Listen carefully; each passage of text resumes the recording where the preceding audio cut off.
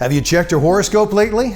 Gosh, I hope not, because God tells His people not to, in no uncertain terms. Well, first, God's people are commanded not to worship the stars.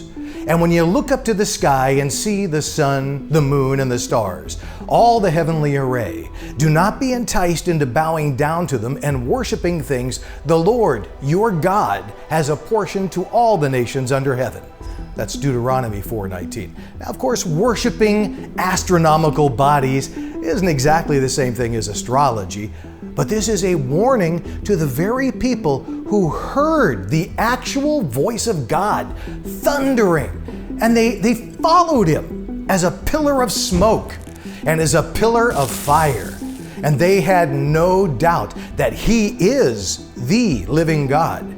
And yet they have to be warned not to worship the sun, the moon, and the stars. The allure clearly is strong. Then over in Deuteronomy 18:9-13, we read where that allure comes from. It's the heathen nations that surround them. And God warns them, when you enter the land the Lord, your God, is giving you, do not learn to imitate the detestable ways of the nations there. Let no one be found among you who sacrifices their son or daughter in the fire, who practices divination or sorcery, interprets omens, engages in witchcraft or casts spells, or who is a medium or spiritist, or who consults the dead. Anyone who does these things is detestable to the Lord. Because of these same detestable practices, the Lord, your God, will drive out those nations before you. You must be blameless before the Lord, your God. You see, they'd absorbed all that false worship from the culture surrounding them and brought it right into God's actual temple.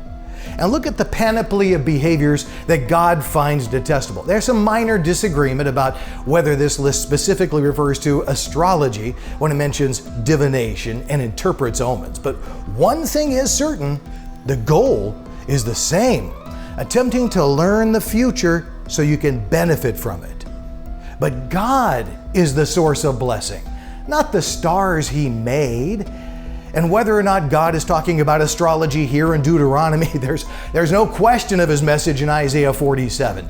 There, God is mocking the religious leaders of the day in Israel because they follow the heathen religions surrounding them. Listen to how He sees astrology in light of idolatrous worship. Keep on then with your magic spells and with your many sorceries, which you have labored at since childhood.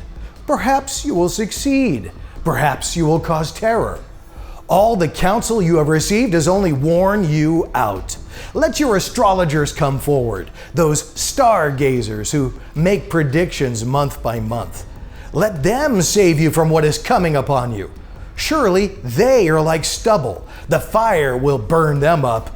They cannot even save themselves from the power of the flame. These are not coals for warmth. This is not a fire to sit by.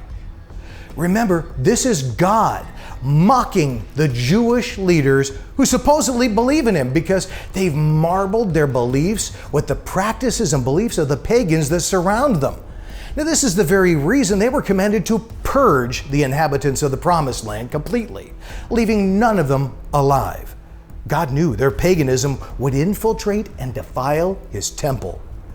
Well, the Israelites didn't purge the land, and so they suffer the effects of disobedience, confusion about what God has said.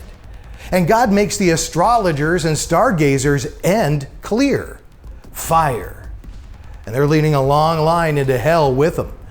See, Satan often seeks to corrupt whatever God has set up as a sign for himself. And God tells us He made the stars to point to the one who made them. Psalm 19 explicitly says, "The heavens declare the glory of God." See, they are silent proof of His existence, His intelligence, and His design. So to turn that worship to another direction is counter to God. It gives His glory to another, and He says He won't do that. But I get it. Maybe you're just looking at your horoscope for fun. It's like a fortune cookie. It's a goofy thing, kind of silly, right? Obviously, looking at the stars to determine the course of life for everyone coincidentally born at the same time of year is ridiculous. And that's often the defense. It's ridiculous. It's just made up. I just look at it for laughs.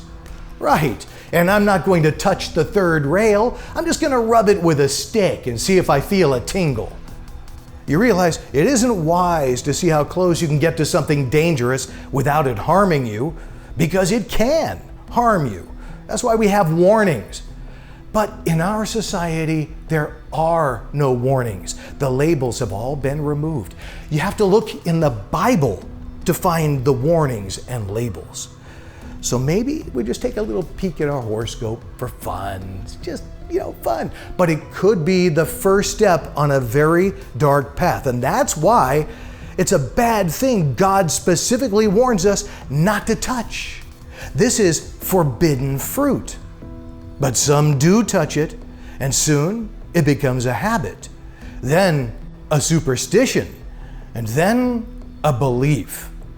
Yeah, astrology has a nice coat of gloss, makes it seem more like pop culture than a belief system. But it is a belief system directly derived from ancient satanic cultic religion. So the question is, who are you going to believe? Who are you going to follow?